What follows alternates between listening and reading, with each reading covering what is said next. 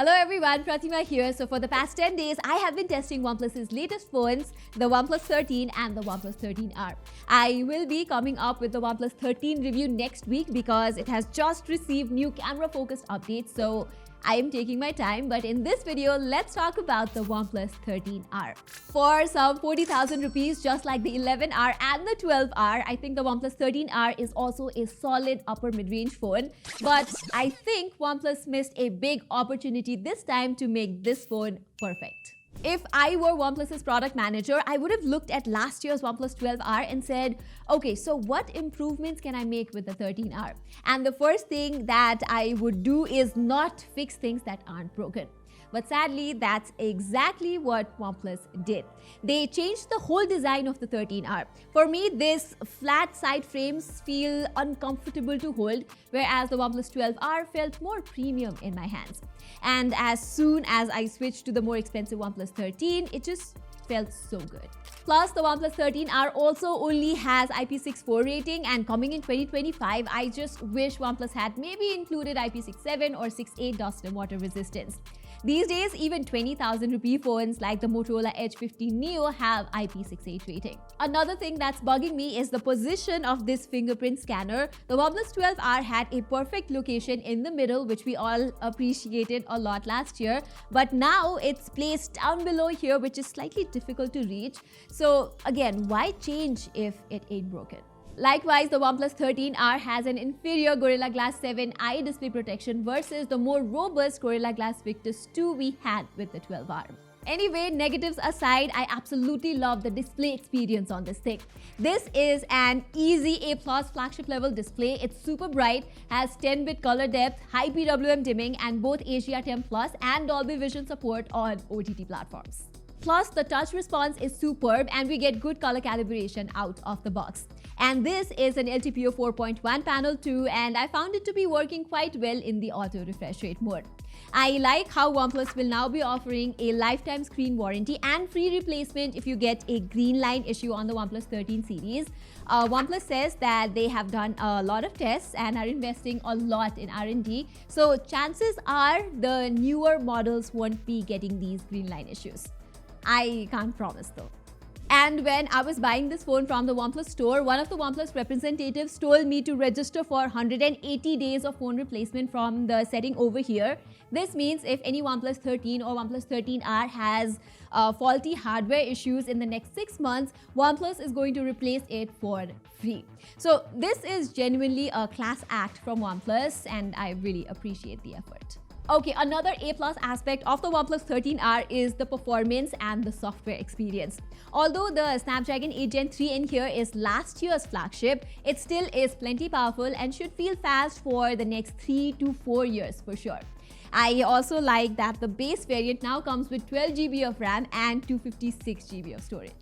And this time, OnePlus is indeed offering UFS 4.0 storage, unlike the whole marketing disaster we saw with the OnePlus 12R, where they did say that they were using UFS 4, but they had UFS 3.1. The UFS 4.0 storage on the OnePlus 13R is fast, but let me tell you that it's not as fast as the UFS 4.0 we get on the OnePlus 13, especially the random read and write speeds, which are the matrices to look for faster app installation and app opening. Regardless, the OnePlus 13R feels very fast for a phone that costs just 40,000 rupees. And one thing I instantly noticed is the animation here feels smooth this time. Even in terms of gaming, this is the best phone for its price right now. You can play PUBG at 120 FPS with almost zero lags, and even high GPU intensive games like Genshin Impact run at smooth 60 FPS with excellent stability at the highest graphic settings. The only difference I found while playing PUBG on the OnePlus 13R versus the OnePlus 13R, number one, the OnePlus 13 stays slightly cooler by at least 3 or 4 degrees, and number two, during classic events when there are multiple players, the OnePlus 13 is slightly more optimized and it renders slightly faster, so it feels less laggy than the OnePlus 13R. So if you are a pro gamer, you will notice this difference between the Snapdragon 8 Gen 3 and the Snapdragon 8 Elite. Other than that, the software experience is really good here, and we get up to Android 19 update commitment too. Yes, you do get some bloatware apps here and there, but you can disable them with just 2 taps, so that wasn't a big issue for me. But what I am a little sad about is that the OnePlus 13R's haptics are not as good as the OnePlus 13. This is an X-axis vibration motor with O haptics, but the feedback is not as sublime as you get with the OnePlus 13. Same with its speaker, it's super loud with plenty of bass, but the trebles aren't that great. The OnePlus 13R also gets an easy A+ in terms of battery endurance. That's pretty much the case with most other Chinese phones in 2025, since all of them are using this new silicon carbon tech, which allows for bigger 6000 or 6500 mAh or even 7000 mAh batteries to fit in a slimmer form factor. The OnePlus 13R gets a 6000 mAh unit, and as you can see from these screenshots, I was easily getting 8 to 9 hours of screen on time in my typical usage, where I usually spend my time playing games for at least an hour, a lot of camera samples, and I watch at least 2 episodes of Shark Tank on Sony Live, so easy 24-hour battery backup. Thankfully, OnePlus does provide a free 80-watt charger inside the box here in India, unlike elsewhere where you don't get a charger inside the box. This 80-watt brick is technically a downgrade over the 100-watt brick we got with last year's 12R, but as long as a free charger is included inside the box, I do not want to complain. Okay, so let's get back to the earlier statement where I said OnePlus missed a big opportunity this time to make this phone perfect. And the main reason why I said this is because they did not improve the camera experience with this phone. The cameras in here are just a B, if I'm being completely honest. OnePlus has used the Sony LTY700 sensor, which you can see on plenty of 20 to 30,000 phones. And since there is no Hasselblad optimization like on OnePlus 13, the photos I am getting from this main lens are very inconsistent. Sometimes the images come out great, like on these samples, they have plenty of detail, look sharp and have a wide dynamic range. But on many occasions, I found the whites and exposure levels to be not very good and the highlights are not maintained properly. I think OnePlus should have either included a Sony LTY800 sensor or Hasselblad optimization here like on the OnePlus 13. But since there is neither of those, the OnePlus 13R's camera is more like what you get with a 30,000 phone. And that's especially true when you switch to the ultra-wide-angle camera. It uses the same Sony IMX355 camera we first saw on the OnePlus 10R 3 years ago. This 8-megapixel ultra-wide camera is just so disappointing. The photos come out soft with limited dynamic range and details. Plus, this ultra-wide-angle lens can't do 4K recording, so when I'm clicking videos from its main camera at 4K and I want to switch to the ultra-wide-angle mode in the middle of recording, I just can't do that. For that, I'll have to click videos in 1080p, which feels like I'm time traveling to the past. The third camera here is a 2x zoom lens from Samsung, and since the other two lenses are from Sony, the color science between all of these three lenses is wildly different. So it seems like OnePlus clearly wants you to upsell the OnePlus 13 if you want a better camera experience. Fortunately, this 2x lens is somewhat useful while taking portraits. It's much sharper and has better subject focus and blur than what we get from last year's 12R. But here too, I genuinely feel like instead of this 2x lens, they should have gone with a 3x lens.